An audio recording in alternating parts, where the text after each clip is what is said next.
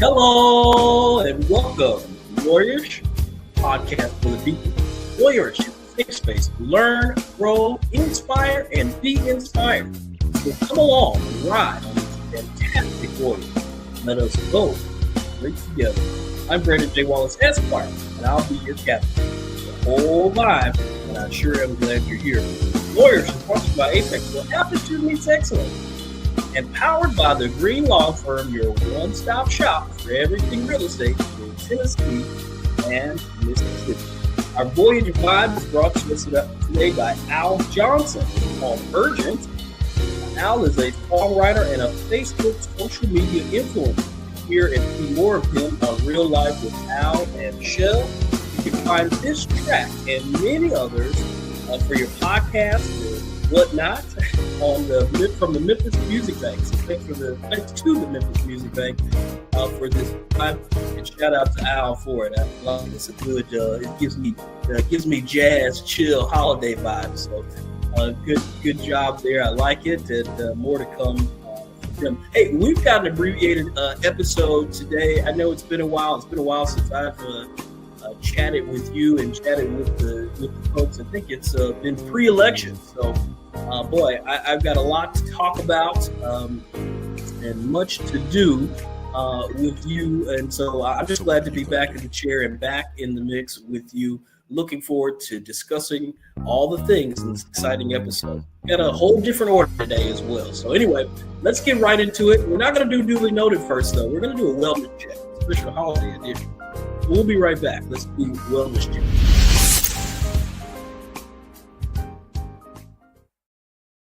All right, friends. As I mentioned, we're doing a different order today. It's a special holiday edition. I know folks are still celebrating Thanksgiving. You're probably full still, and by the time this episode airs, we'll be back in the work mix and working our way towards Christmas. But I want to start today with a wellness check because I think we need it in these very interesting times. So here's your wellness check today. Stop looking for happiness in the places that you lost it. I don't know where happiness is. I don't have all the answers. I do know that it's not where you lost it. Wherever you lost happiness at, you ain't going to find happiness there again. All right. So at least not now. Right. So keep pushing forward. Keep looking, keep trying to find happiness in wherever you can. I just wouldn't waste a whole bunch of time trying to find it where you lost it. You lost it there for a reason. So anyway, that's your wellness check today. Stop looking for happiness in the place where you lost it. Remember to live life in peace and not pieces. We'll be right back with a special Duly Noted.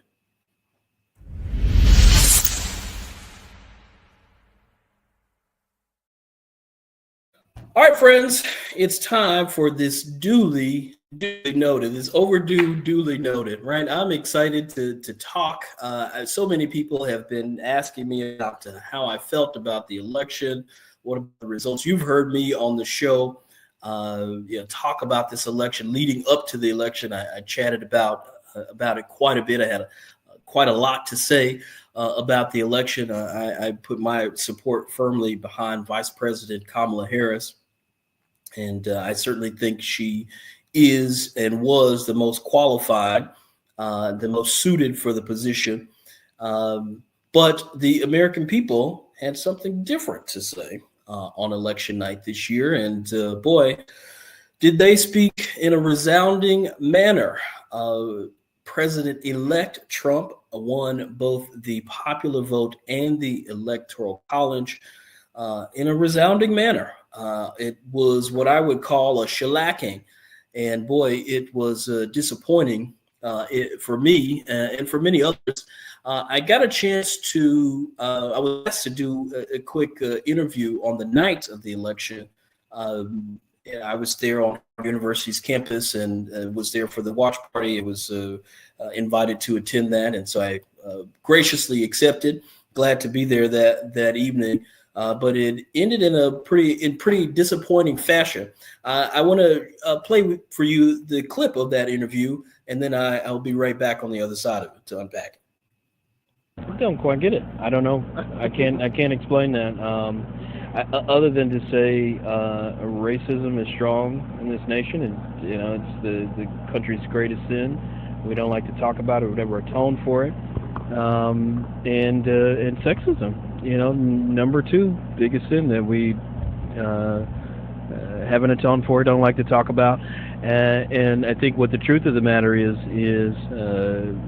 no matter what your skin color or your gender, we can be a part of supporting white supremacy and the patriarchy. No matter what the outside looks like, right? And so a lot of that it rings. A little bit of it got cut off there, but I think what I said at the end, it was a lot of that still reigns true in this great country of ours. And so I want to unpack that a little bit. I've seen some of the comments, and I saw some people say, surely, folks don't think that was the only reason for the vice president's defeat and Trump's victory. And I don't think those two are the only reasons. But I definitely think overwhelmingly racism, sexism, and proximity to whiteness had a lot to do with this election and with the resounding results of the election. I believe that wholeheartedly. And I'm going to tell you why. For one, what I heard a lot of people say, and I think a lot of people say, oh, it was the economy, right? People can't afford eggs, whatever. I think that's I think folks use the economy as a scapegoat, and I'll tell you why. Right? If you first of all, the economy was not better under Trump than it was under Biden. That's just a falsehood. If all the numbers show that. If you all recall, when Biden won the last election, the economy was in the tanker. Jobs were being lost. The whole world was shut down. There was nothing that you can't say that we're not better off than we were 4 years ago. That's just not true. Now, is the economy perfect? Is it without need for improvement? No. But at the end of the day, 4 years ago, the economy was awful. And today, literally, I think the economy is booming. We have record stock market. We have record job growth, consistent job growth, creating jobs. The unemployment numbers are down. Inflation is actually down from what it was. Our country is dealing with inflation. Our inflation numbers are better than any country in the world. Everyone else, this is a global result of the pandemic. And our nation is doing the best. We have been navigated through the past 4 years. And I'm not saying inflation is not problematic, because it is. But the numbers don't lie, right? Our inflation is down. As I mentioned, the stock market is up. The value of the dollar is up. All these things. So the cost, I think, of goods is probably higher than most would like. Certainly, that I would like. We all want the cost of eggs and groceries to go down or to be down, but that's generally not something that a president has anything to do with necessarily, right? There are policies that help, but to that end, if we're talking about the economy. Voted for Trump for the economy. He did not put forth a plan at all that would help bring down costs. The only thing he's ever talked about in terms of the economy is tariffs. And if you know anything about tariffs, which I think we've proven that a lot of people know nothing about, the tariffs are they go against, or those costs go against those who are importing those goods, those companies that are importing those goods, and they pass those costs on to the consumers every single time. So it really is an effectively a tax. And tariffs led us into the Great Recession many, many decades ago. But nonetheless, right, here's the point. The point I'm making is folks talking about the economy was the reason when the economy is booming and the solutions to the current issues of the economy were non-existent. Every economist said that Vice President Harris's economic plan would be better. It would add less to the deficit and be more effective in bringing down costs. And I think if you even look at Mr. Trump's track record when he was in office, the only thing he really did for the economy was give tax cuts to the ultra wealthy. And that added trillions to our deficit. And it really didn't do anything to help bring down costs for anybody. So I don't. To me, the economy argument just does not fly. Mr. Trump did not put forth any economic plan or strategy to help everyday Americans. So I just don't think that. So when somebody says they voted for Trump because of the economy, I'd like to know why. I'd like to understand why. So if that's you, I would love to hear from you. Right? What about the economy? And I think to the extent that the economy was good under Trump's presidency, I think, and I talked about this on this show, I attributed that, and I think anybody who knows economics, that was a carryover from the booming Obama economy. Mr. Trump took over a booming economy. It continued to boom and to grow, and probably until the pandemic hit, which, by the way, was terribly mismanaged by Mr. Trump. He lied about it like he does lots and lots of things. And he placated it and minimized the severity of it, even though apparently he was sending testing supplies to Putin while Americans needed them. So he did all of that. And at that point is when the economy suffered. And all of that can't be blamed on Mr. Trump. I mean, it was a global pandemic. Not all his fault. It certainly could have been handled better, and for that he can be held accountable. But for the most part, what we're looking at is a man who inherited a booming economy, and by the end of his presidency, the economy was tanked. So he doesn't even have a track record of economic success when it comes to the economy. You can even say, some people say, well, he's a good businessman. Well, he's actually not a good businessman. He has bankrupted many, many businesses. He's underpaid workers. He's not really a good businessman either, right? I think probably one thing he is really good at is real estate. Which is near and dear to my heart. So I have no qualms with him on his real estate acumen. But in terms of a businessman, he has proven himself not to be an exceptional businessman in any form or fashion. And I always ask people, this is something I challenge people on. If you think he's such a good businessman, would you go into business with Mr. Trump? Particularly in business where you had to put up the money, and he agreed to his part was he would lend his name and he would reimburse you on the back end, but you had to put up your own money, your own capital, your own home, and your own goods as collateral. He puts up nothing, but he puts up his name as part of the business deal.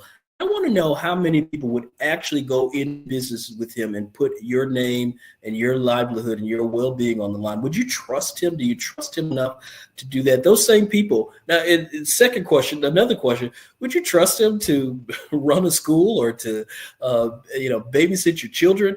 I find it hard to believe that folks would do that. I'm still flabbergasted by the results in general.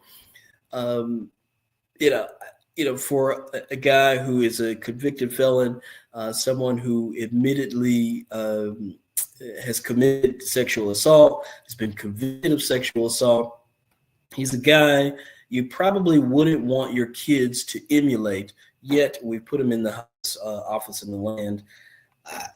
I'm troubled by it. As you heard in my remarks the evening of the election.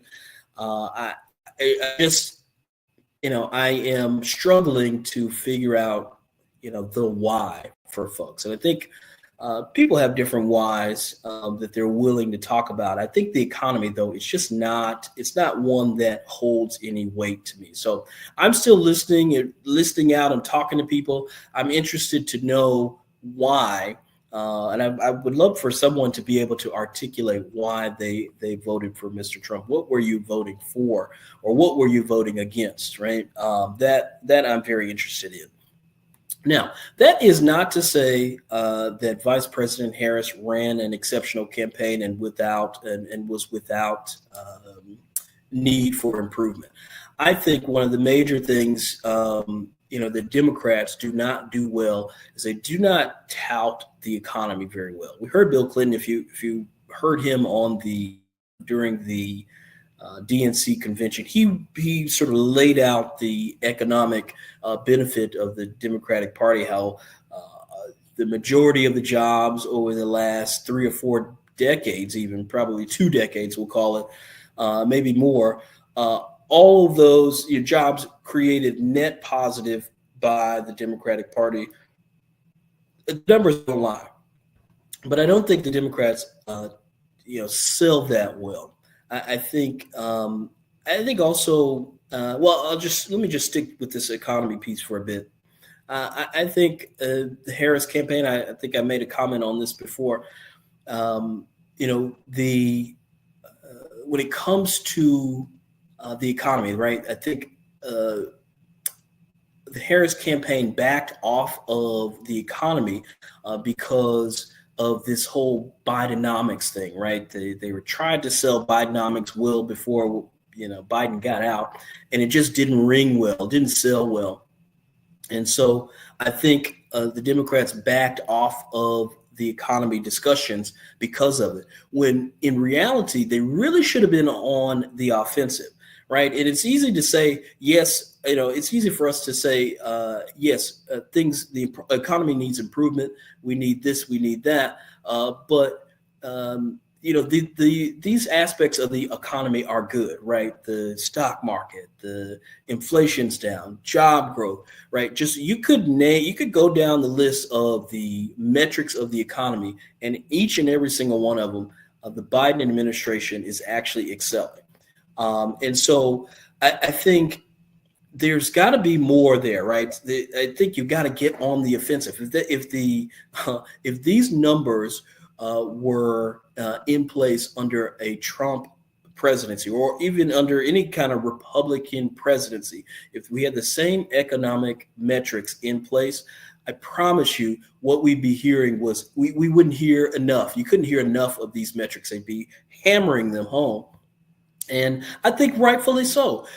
I think you hit what's good, boom, boom, boom. Then you talk about where we need improvement, but we're not done yet, right? That's what it should be, right? The economy is good.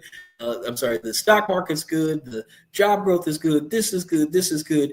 Yeah, it's all good. And it's all good because we've got a Democratic president, and now we need another one to finish the job. That's the strategy. That's the way that's got to go forward.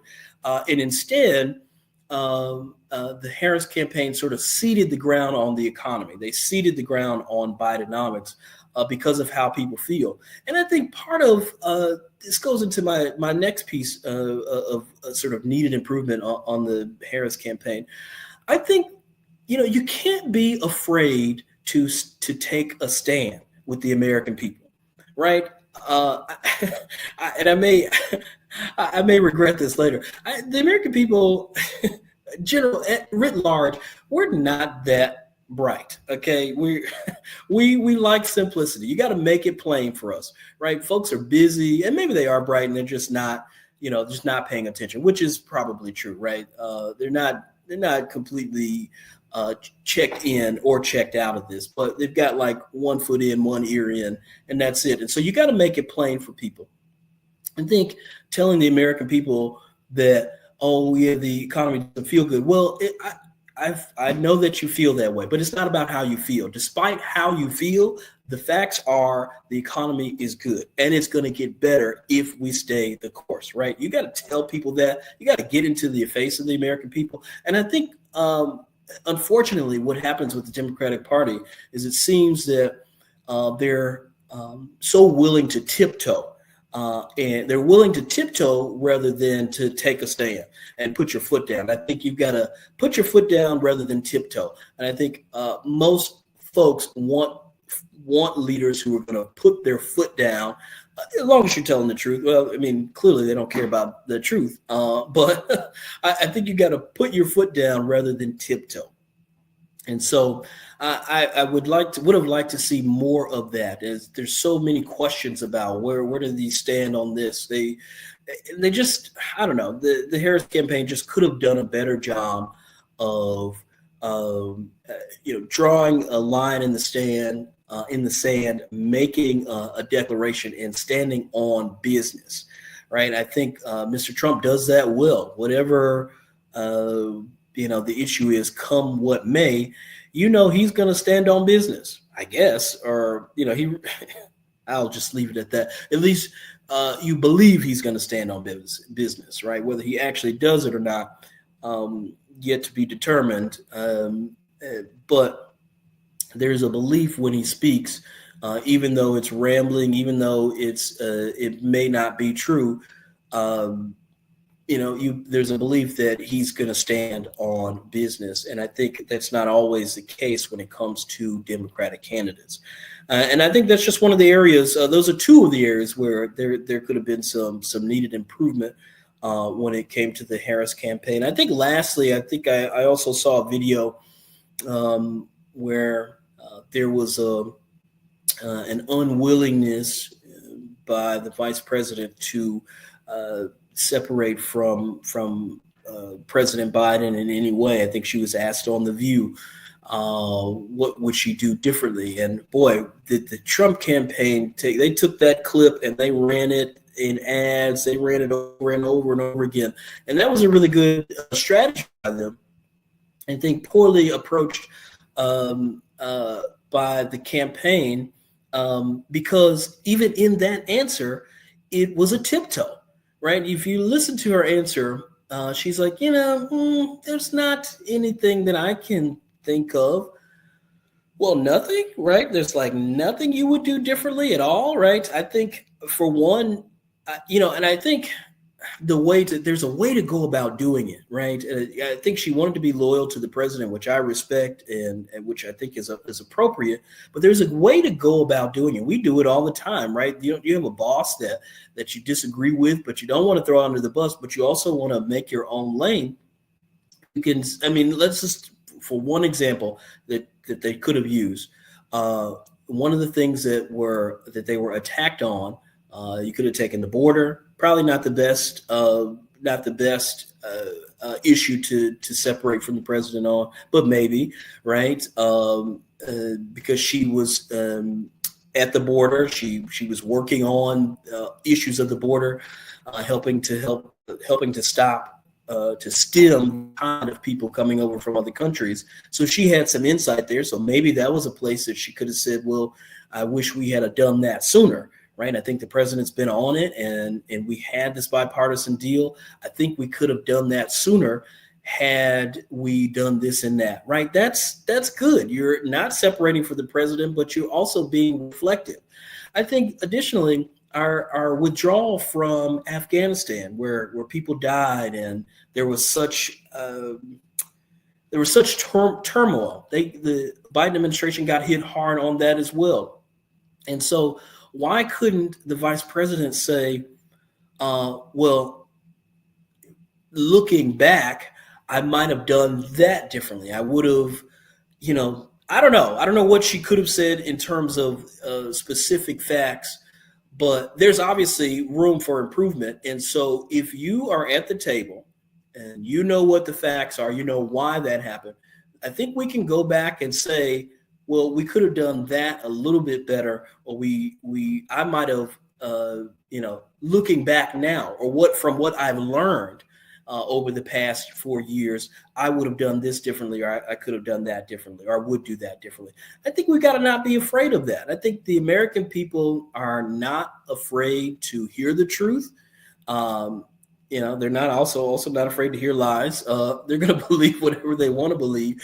But I think what they're looking for is realness.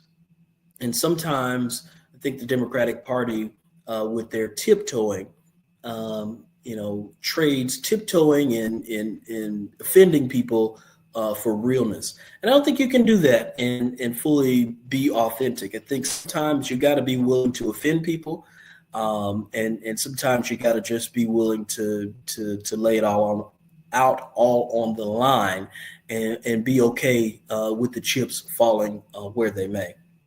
Sometimes that really is the case, and that's the only way forward. So that's just it. It's a very interesting thing that we have in our nation, this democracy that we have.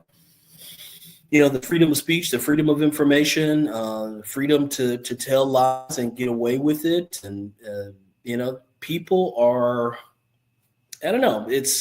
I'm still at a loss. I'm still kind of trying to figure it all out. They say the truth will set you free. Um, Sometimes we're still waiting on the truth in some of these cases, and I'm just interested to see how it all plays out. We've got an interesting 4 years ahead of us, and I'm interested to see how it's all going to play out. Boy,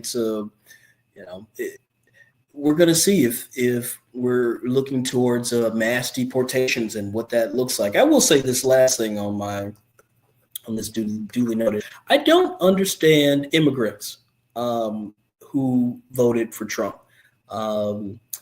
particularly Latinos for Trump. A lot of Latinos, in I won't say overwhelming numbers, but pretty significant numbers of Latino men and women voted for Trump, despite his promise to conduct mass deportation, even though it doesn't make sense for the budget, it doesn't make sense for the economy, and it's sort of counterintuitive to the founding of our nation. So be it. He campaigned on mass deportations, and I'm interested to see how that's actually going to play out, whether they're actually going to do it. It's going to be an interesting 4 years. And I think we've also got to look at the fact that this Project 2025, we really need to be looking at that. The Trump campaign ran away from that. And now we're seeing all the authors of Project 25, the participants of it, they're all getting cabinet positions and jobs within the administration. And so we're really going to see how this is all going to play out. And I think you just have to see where the cookie crumbles. The Democrats got a lot of work to do to rebuild itself and to be able to reach people. But at the end of the day, at the end of it all, I am convinced that racism, sexism, and proximity to whiteness is what pushed Mr. Trump over the edge. In some of these places, people fear a Black woman in leadership at the top of the ticket for whatever reason. I think they bought into the division. They bought into the scare tactics, into the lies. They did, and now we've made our bid, and we're going to have to lay in it. And so all I can say is stay prayed up, stay involved, stay engaged. Right, these elections, they're going to be elections again in 2 years. And it's going to be time to be at the polls and to, make our voices heard once again. And it's an interesting space to be in. So I don't know where we're going. I just pray that we are well. I will say one last thing, and I'm going to let this go. Another group of people I do not understand: Muslims who voted for Trump, particularly in Michigan. People who said that they cared about Gaza and the war happening between Israel and Hamas. People concerned about that. I'd love to hear from somebody who voted for Trump, because he very clearly is aligned with Benjamin Netanyahu, who doesn't give a damn about what's happening in Gaza to anybody other than the Jewish people. He's willing to bomb hospitals and apartment buildings and encampments to get these terrorists, which part of me doesn't blame them for that, because you got to protect your people, but we also got to protect innocent people. I'm interested to see, I'm interested to hear from Muslims, the Muslim community in particular, out of Michigan, who either did not vote or voted for Trump. And I'm also interested to see the outcome of that, where that's going to end up. Anyway, that's my duly noted. I've got so many questions. Maybe over the next few weeks and months, we'll get a chance to hear from some folks who voted for Trump. I'm interested in engaging in some of the conversation. I know there are some who've got this LGBTQ issue. They wanted to vote against trans rights and things of that nature. And so I'm interested to maybe talk about some of that. Even some of that was lies. They said kids were going to school and coming home as a different sex, which is a complete lie, right? If you were immigrant, they said you were eating cats and dogs, and that was a complete lie. Or it's just the lies. The people really bought into the lies. And I'm also interested to know why people are so willing to believe lies, but you have to really fight to get the truth out there. That's something I'm very curious about as a nation and as a human being. Why is it that the lies are so believable, so easily believable, but the truth, you got to really sell it, you got to really push it, and then people don't want to believe it, right? So I don't know. Boy, this is an interesting time that we're in. It's an interesting time in our nation and in our world. More to come, and I'll be right here to help unpack it with you, and to kind of figure it out together. So be patient with me. And if I mentioned you in one of these groups, I'd love to talk to you, right? This is a safe space to learn, grow, inspire, and be inspired. So help teach me your position. Help me understand your position and why you voted the way you did. You can always email us. The email address, I'll give it later, but it's lawyerish@apexgroupdc.com. I'd love to hear from you. But that's duly noted. Now we're going to go for a motivational moment. We need it. We'll be right back.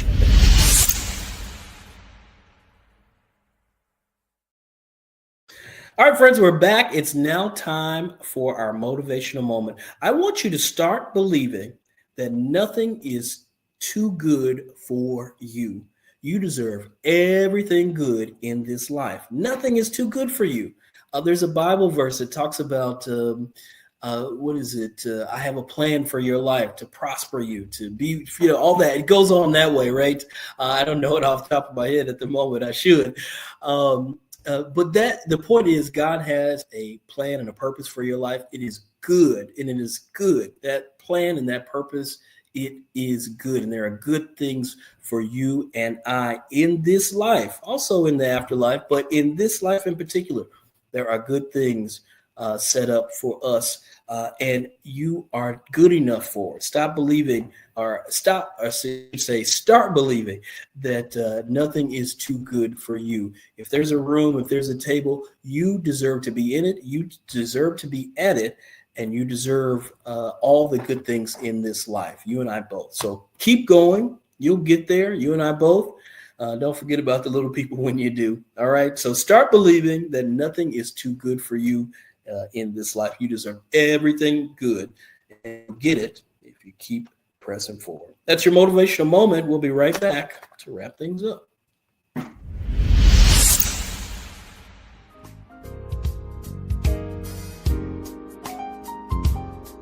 Friends, that's a wrap. It's an abbreviated episode today. I hope you had a very happy Thanksgiving. Wishing you well. I'm thankful for you. Thanks for listening and for watching.